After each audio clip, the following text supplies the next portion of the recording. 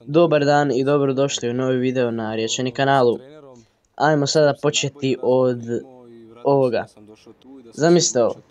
Vi ste igrač kluba koji se prema vama cijelo vrijeme od kad ste došli ponaša korektno. Zovu vas iz tog kluba jer je stigla velika ponuda od nepoznatog kluba za sada u kojem bi vi mogli zarađivati minimalno 1.000.000 eura godišnje.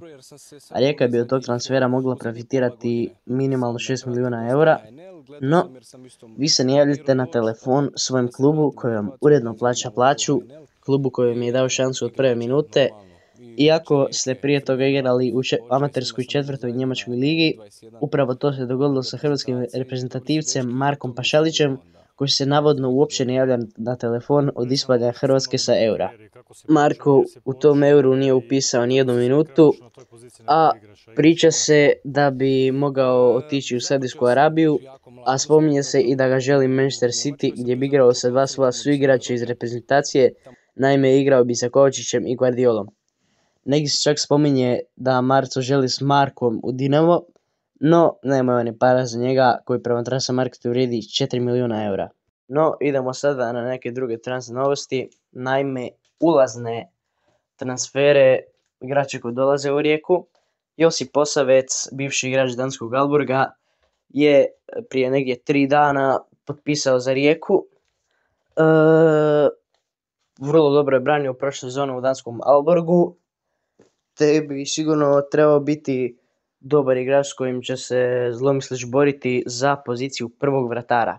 Osim Posaveca, Rijeka će dovesti najvjerovatnije, ovo još nije službeno, i Darija Marešića iz Istre, koji je stup istarske obrane, ima 24 godina, vrlo je dobar igrač, sigurno bolji od ostarjelog Veše Mitrovića, koji definitivno nije u formi u kojoj je nekad bio kada je igrao za Rijeku u šampionskoj sezoni, kada je imao, ja mislim, negdje 24 godine.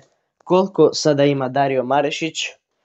Pa, da, definitivno je bio pojačanje, vrijedi 750.000 eura na transfer marketu. I da, sada još uvijek mi nije jasno da li je oko tog transfera, da li on dolazi za besplatno kao iz Istre ili će Rijeka morati platiti neku odštetu. Pa ako vi imate neke informacije o tome, možete mi malo pomoći u komentarima.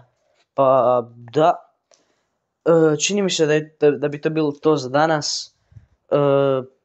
Mjesec dana nisam skoro video izbacio, no sada bi trebali videi ići nešto brže, nešto češće. Pa da, eto i puno transfer novosti. Pa da, vidimo se nekom drugom prilikom.